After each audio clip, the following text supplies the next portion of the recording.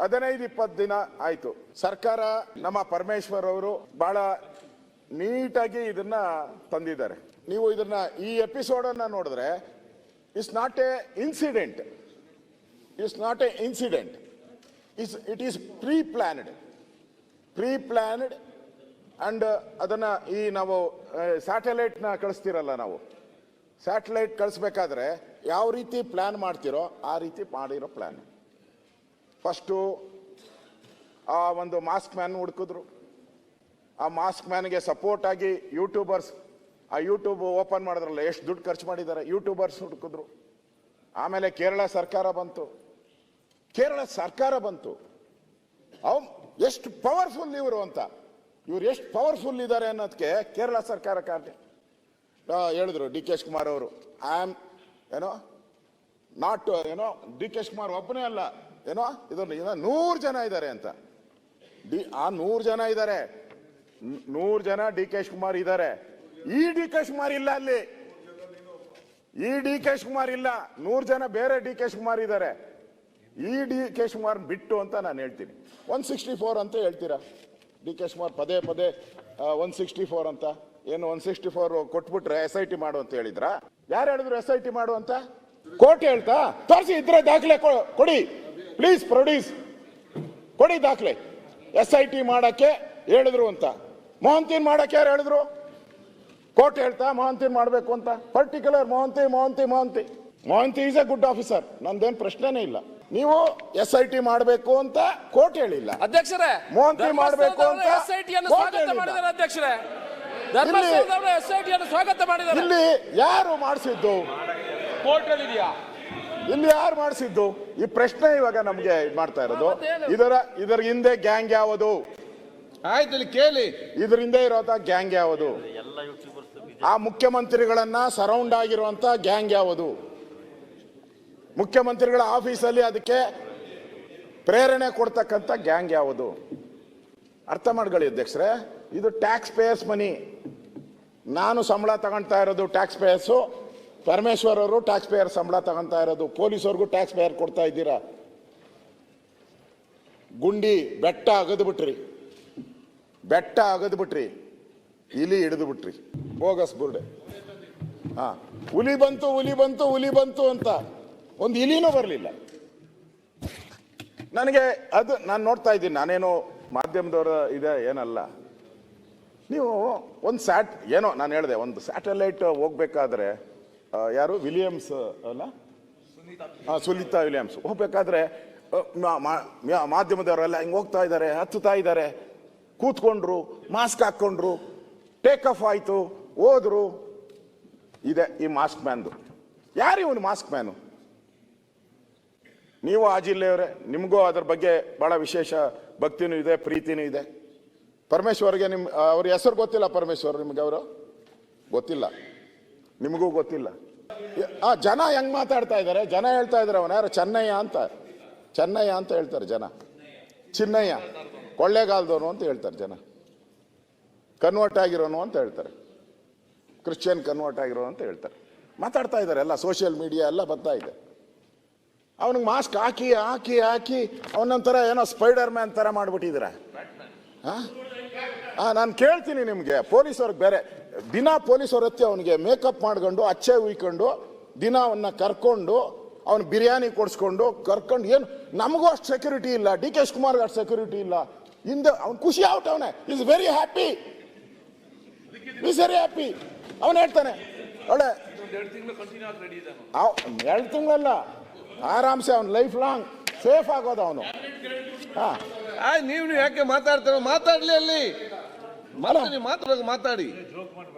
ನನಗೆ ಅನ್ಸೋವಂಥದ್ದು, ಅವನು ಎಂಜಾಯ್ ಮಾಡ್ತಾ ಇದ್ದಾನೆ. ಅವನು ಹೇಳ್ದ ಇಲ್ಲಿದೆ ನೋಡಿ ಅಂದ. ಈ ಪೊಲೀಸರು ದಡ ಅಂತ ಚನ್ಕೆ ಬಾಂಡ್ಲಿ ಗುಂಡ್ಲಿ ಎಲ್ಲ ಎತ್ಕೊಂಡು ಹೋಗ್ಬಿಟ್ರು. ಹೋಗಿದ್ರು. 1 ಆಯ್ತು, 2 ಆಯ್ತು, 3 ಆಯ್ತು. ಆಮೇಲೆ ಹೇಳ್ದ ಇಲ್ಲ ಇದಾಗಲ್ಲ, ದ್ರೋಣ್ ಮಾಡಿ ಅಂತ ಹೇಳ್ದ. ಪರಮೇಶ್ವರ್ ಅವರೇ, ದ್ರೋಣ್ಗೆ ಎಷ್ಟು ಖರ್ಚು ಆಗ್ತತೆ? 1.5 ಲಕ್ಷ ಅಂತ ನನ್ಗೆ ಹೇಳ್ತಾರೆ. ಅದು ಆ ಮಿಷಿನ್ ಹೌದೋನೋ ಏನೋ ಹೇಳ್ಬೇಕು ನೀವು.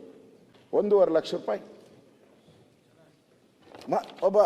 ನಮ್ಮಲ್ಲಿ ನೀವು ಓದಿದ್ದೀರಾ ಅಂತ, ಮಹಾಭಾರತದಲ್ಲಿ ಒಬ್ಬ ಇದ್ದ ಘಟೋದ್ಗಜ ಅಂತ ರಾಕ್ಷಸ ಅವನು.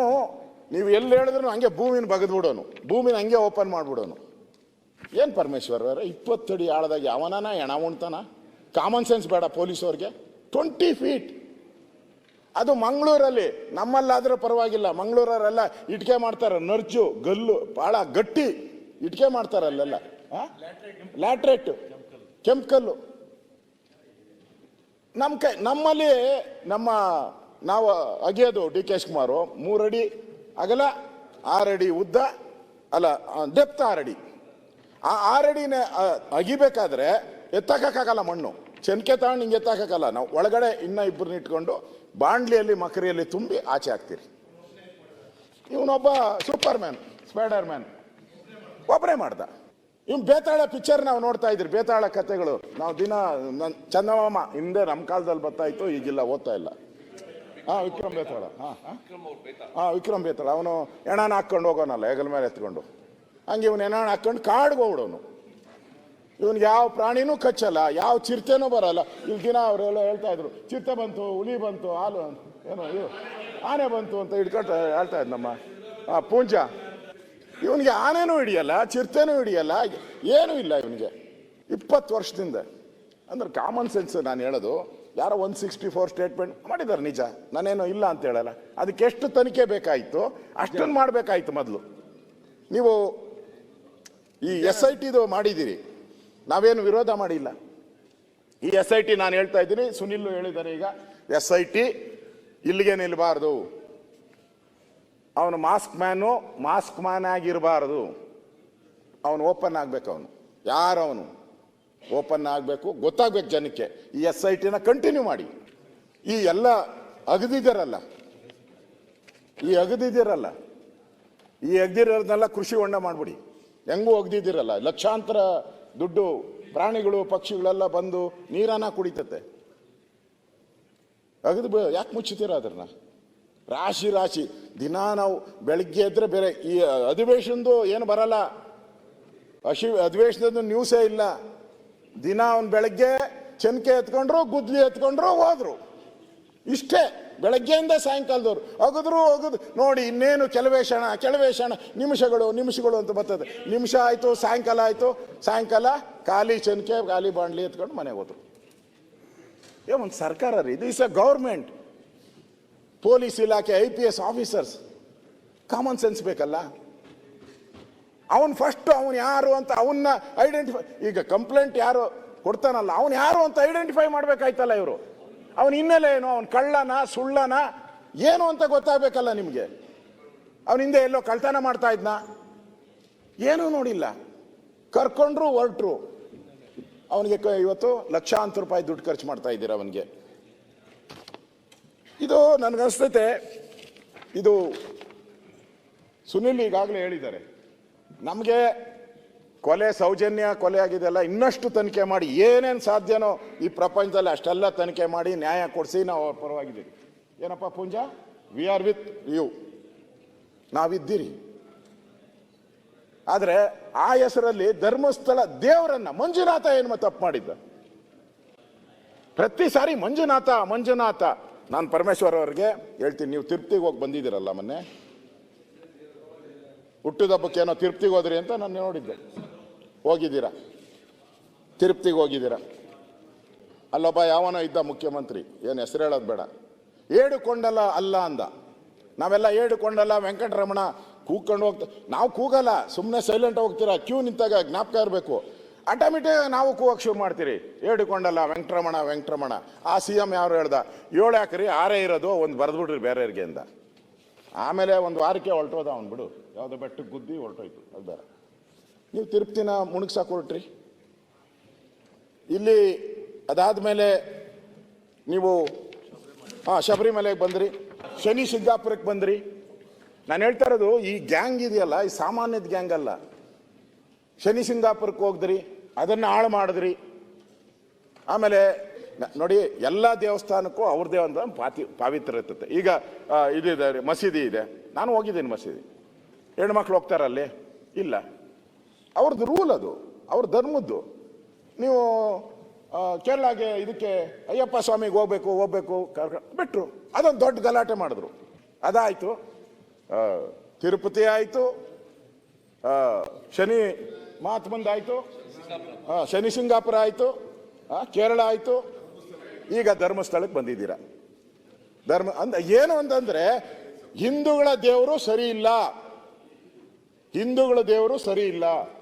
ಇವನ್ನೆಲ್ಲ ಮುಗಿಸ್ಬಿಟ್ರೆ ಈ ಧರ್ಮವನ್ನೇ ಹಾಳು ಮಾಡ್ಬಿಡ್ಬೋದು, ಹಿಂದೂ ಧರ್ಮವನ್ನೇ ಹಾಳು ಮಾಡ್ಬಿಡ್ಬೋದು.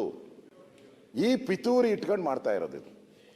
ಇಲ್ಲ ಅಂದ್ರೆ ಅವನ್ ಯಾರೋ SITಗೆ ರಚನೆ ಮಾಡ್ತಾರೆ, ಅವನ್ ಯಾರೋ ಕಂಪ್ಲೇಂಟ್ ಮೇಲೆ ಮುಖ್ಯಮಂತ್ರಿಗಳು ಅಂದ್ರೆ ಹಂಗಾರೆ 100 ಕಂಪ್ಲೇಂಟ್ ಕೊಡ್ತಾರೆ ದಿನ. ನನ್ನ ಹತ್ರನೂ ಬರ್ತಾರೆ, CBI ತನಿಖೆ ಕೊಡಿ, CBI ತನಿಖೆ ಕೊಡಿ, ED ಕೊಡಿ, ಅದು ಕೊಡಿ, ಇದು ಕೊಡಿ ಅಂತಾರೆ. ಏನೆಲ್ಲ ಕೊಟ್ಬಿಡ್ತೀರಾ ನೀವು? ಏನು ಕೋರ್ಟ್ ಹೇಳಿತ್ತ ನಿಮ್ಗೆ ಕೊಡಕ್ಕೆ? ಏನು ಹೇಳಿಲ್ಲಲ್ಲ. ಈ ಪಾವಿತ್ರತೆಯನ್ನು ಹಾಳು ಮಾಡುವಂತ ಹುನ್ನಾರ ಅಷ್ಟೇ ಬಿಟ್ರೆ ಇದರಲ್ಲಿ ಏನೂ ಇಲ್ಲ. ಇದು ಒಂದು ಗ್ಯಾಂಗ್ ಐತೆ, ಇಲ್ಲೇ ಅಂತಲ್ಲ ಇಡೀ ದೇಶದಲ್ಲೈತೆ ಈ ತರ ಮತಾಂತರ ಮಾಡುವಂಥದ್ದು, ಈ ತರ ದೇವರುಗಳನ್ನ ಅವಹೇಳನ ಮಾಡ್ತಕ್ಕಂಥದ್ದು. ಇದು ಇವತ್ತು ಇಂಪಾರ್ಟೆಂಟು. ಇಲ್ಲಿಯ ಮುಸ್ಕು ಮ್ಯಾನ್ ಯಾವನಿದಾನೋ ಅವನಲ್ಲ, ಅವನ ಹಿಂದೆ ಇರೋ ಗ್ಯಾಂಗ್ ಇಂಪಾರ್ಟೆಂಟು. ಆ ಗ್ಯಾಂಗ್ ಇಂಪಾರ್ಟೆಂಟು. ಅವರು ಬಲಾಢ್ಯರು, ಅವ್ರು ಇವನ್ ಕೈಲಿ ಮಾಡಿಸ್ತಾವ್ರಷ್ಟೇ.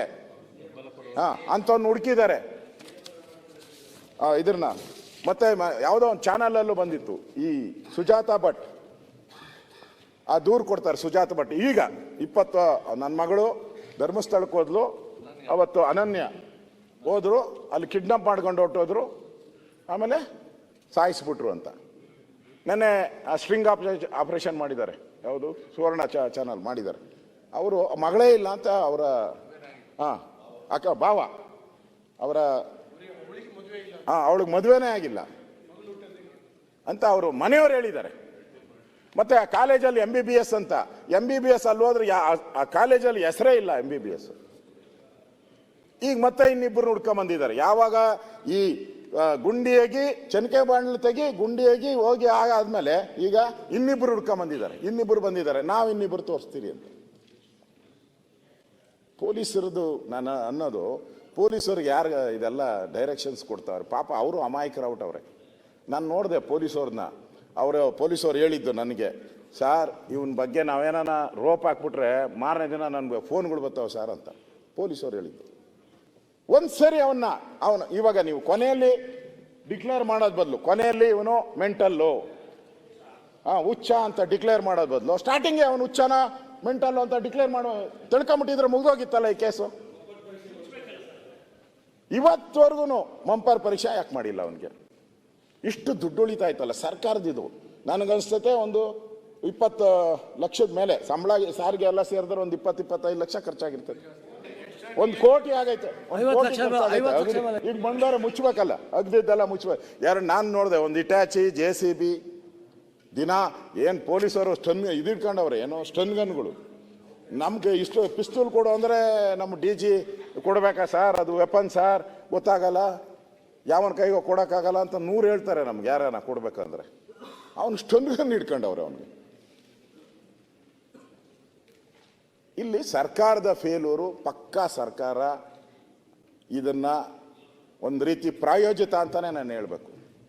ಇಲ್ಲ ಅಂದ್ರೆ ಹಿಂಗೆ ನಡೀತಾನೆ ಇರಲಿಲ್ಲ. ಅವ್ನು ಯಾವನ್ಗೋ ಇಷ್ಟೊಂದು ಬಿಲ್ಡಪ್, ಒಂದು ಸ್ಯಾಟಲೈಟ್ ಹೋಗೋಕ್ಕೂ ಇಷ್ಟು ಬಿಲ್ಡಪ್ ಕೊಟ್ಟಿಲ್ಲ, ಅಷ್ಟು ಮಾಧ್ಯಮದಲ್ಲಿ ಬಂದ್ಬಿಟ್ಟಿದೆ. ಅಷ್ಟು ದಿನನಿತ್ಯ ಏನು ಅಸೆಂಬ್ಲಿಯಲ್ಲಿ ನಡೆಯೋದು ಏನೂ ಗೊತ್ತಾಗೋದೇ ಇಲ್ಲ. ಆ ರೀತಿ ಆಗಿರೋವಂಥದ್ದನ್ನು ನಾವು ನೋಡ್ತಾ ಇದ್ದೀರಿ.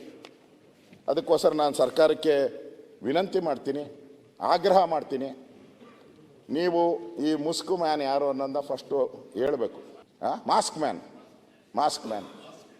ಮತ್ತೆ ಅವನಿಗೆ ಯಾಕೆ ಇಷ್ಟೆಲ್ಲ ಅವನಿಗೆ ಹುಚ್ಚನ ಇವತ್ತೇ ಹೇಳ್ಬಿಡಿ ನೀವು. ಆಮೇಲೆ ರಿಪೋರ್ಟ್ ಸೋಮವಾರ ನನಗೆ ಗೊತ್ತು, ಅವಾಗೆ ಮಹಂತಿ ಎಲ್ಲ ಬಂದು ನಿಮ್ಮನ್ನು ಭೇಟಿ ಮಾಡಿ ಹೋಗಿದ್ದಾರೆ.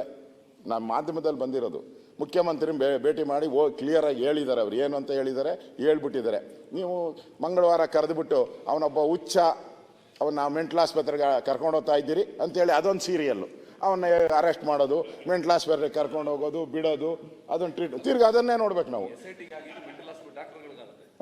ತಿರ್ಗಿ SIT ಅವ್ರ ದಿನ ಪಾಪ ಅವನಿಗೆ ಆಗಿದ್ದ ಕತೆ, SIT ಪೊಲೀಸವ್ರಿಗೆ ಆಗ ಕತೆ, ಮೆಂಟಲ್ ಆಸ್ಪತ್ರೆಗಿರೋರ್ಗೆ ಆಗ್ತತೆ, ಅಲ್ಲಿ ದಿನ ಹುಡ್ಕು ಅಂತ ತೋರಿಸ್ತಾನೆ ಅವ್ರು. ಮುಂದುವರಿಸಿ. ಅದರಿಂದ ಇದು ಆಗೋದು ಬೇಡ. ಇದು ಬಹಳ ಸೀರಿಯಸ್ ಪ್ರಶ್ನೆ, ಒಂದು ಧರ್ಮದ ಪ್ರಶ್ನೆ. ಧರ್ಮದ ವಿಚಾರವಾಗಿ ಇಷ್ಟೆಲ್ಲ ನಡೀತಾ ಇದೆ, ಇದು ನಡಿಬಾರ್ದು. ಬೇರೆ ಸಂದರ್ಭದಲ್ಲಿ ಆಗಿದ್ರೆ ಹಿಂಗೆ ಮಾಡ್ತಾ ಇರಲಿಲ್ಲ.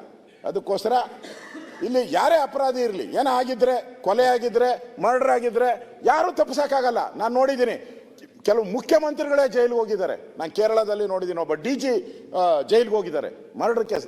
ನಮ್ಮ ದೇಶದ ಕಾನೂನು ಇದೆಯಲ್ಲ, ಬೇರೆ ಎಲ್ಲ ಬಿಟ್ಟರು ಮರ್ಡರ್ ಕೇಸನ್ನು ಬಿಡಲ್ಲ ನಮ್ಮಲ್ಲಿ, ನಮ್ಮ ಪೊಲೀಸರು ಬಿಡಲ್ಲ. ಆ ಊಣಿ ಇರೋದು, ತಗೊಂಡೋಗಿರೋದು, ಆ 100 ಹೆಣ ನೋಡಿದ್ದೀನಿ, ಅವೆಲ್ಲ ಸಾಧ್ಯನೇ ಇಲ್ಲ ರೀ. ಆ ಸಿನಿಮಾದಲ್ಲೂ ಬರಲ್ಲ, ಅಷ್ಟು ಸಿನಿಮಾದಲ್ಲೂ ಹಂಗಿರ ಸಾಧ್ಯನೇ ಇಲ್ಲ. ನೀವು ನೋಡಿದಿರ, ಒಂದೇನಾದ್ರು ಸಣ್ಣ ಇನ್ಸಿಡೆಂಟ್ ಕೊಲೆ ಆದರೆ ಎಷ್ಟು ಫಾರ್ಮಾಲಿಟೀಸ್ ಇದೆ ಗೊತ್ತಾ? ಯಾರು ಫೋನ್ ಮಾಡಿದ್ರು ಬಿಡಲ್ಲ ನಮ್ಮ ಪೊಲೀಸರು ಆ ವಿಚಾರದಲ್ಲಿ. ಈ 100 ಜನನೇ ಎತ್ಕೊಂಡೋಗಿ ಒಬ್ಬನೇ ಬೇತಾಳರ ರೀತಿ ಹೋಗಿ ಊಣಿ ಎತ್ಕೊಂಬಂದು ಬಿಟ್ಟಿದ್ದೀನಿ ಅಂತ ಹೇಳಿದ್ರೆ, ನಮ್ಮ ಕಾಮನ್ ಸೆನ್ಸ್ ಇದೆ, ಸರ್ಕಾರದ ಕಾಮನ್ ಸೆನ್ಸ್ ಇರಬೇಕು. ಅದಕ್ಕೆ ಇಲ್ಲಿ ಕಾಮನ್ ಸೆನ್ಸೇ ಸರ್ಕಾರ ಉಪಯೋಗ ಮಾಡಿ. ಅದಕ್ಕೆ ನಾ ಹೇಳ್ತೀನಿ, ಈ SITನ ರದ್ದು ಮಾಡಬಾರ್ದು, ಕಂಟಿನ್ಯೂ ಆಗಬೇಕು. ಮತ್ತು ಇಷ್ಟೊಂದು ದುಡ್ಡು ಖರ್ಚಾಗಿದೆಯಲ್ಲ, ಯಾಕೆ ಖರ್ಚಾಯಿತು, ಯಾಕೆ ಮಾಡಿದ್ರಿ, ಇದು ಯಾರು ಒತ್ತಡದಿಂದ ಮಾಡಿದ್ರಿ, ಇದನ್ನು ಕೂಡ ಮತ್ತೊಂದು ತನಿಖೆ ಆಗಬೇಕು. ನಾನು ಹೇಳೋವಂಥದ್ದು ಈ ವಿಚಾರವಾಗಿ ಇದು ಬಿಟ್ಬಿಡಿ. ಇದು ಪೊಲೀಸರು ನಮ್ಮ ತನಿಖೆ ಮಾಡ್ಕೊಂಡು ಹೋಗ್ತಾರೆ. ಏನು ಈ ಮರ್ಡರು ಏನೇನಾಗಿದೆ ನಮ್ಮ ಪೊಲೀಸರು ಅದಕ್ಕೆ ಶಕ್ತಿ ಇದೆ ಮಾಡ್ತಾರೆ, ಅದನ್ನು ಬಿಡಲ್ಲ. ನಾನು ಹೋಮ್ ಮಿನಿಸ್ಟರ್ ಆಗಿದ್ದೀನಿ, ಮರ್ಡರ್ ಕೇಸ್ಗೆ ಯಾವನು ಹೇಳಿದ್ರು ಕೇಳಲ್ಲ, ಯಾರು ಹೇಳಿದ್ರಲ್ಲ ಅದನ್ನು ಮಾಡ್ತಾರೆ. ಆದರೆ ಈ ಷಡ್ಯಂತ್ರ ಮಾಡಿರೋ ಗುಂಪಿದೆಯಲ್ಲ, ಇದನ್ನು ನೀವು ಬೇರೆ ತನಿಖೆಗೆ ಇಲ್ಲ ಆಗಲ್ಲ. ನೀವು CBI ತನಿಖೆಗಾದರೂ ಕೊಡಿ, ಇಲ್ಲ NI, ಯಾಕಂದರೆ ವಿದೇಶದ ದುಡ್ಡೆಲ್ಲ ಬಂದಿದೆ ಇವ್ರಿಗೆ, ಇವ್ರ ಅಕೌಂಟ್ಗೆ ವಿದೇಶದ ದುಡ್ಡೆಲ್ಲ. NI ತನಿಖೆ ಆಗಲಿ ಕೊಡಿ ಅಂತೇಳಿ ಆಗ್ರಹವನ್ನು ಮಾಡಿ.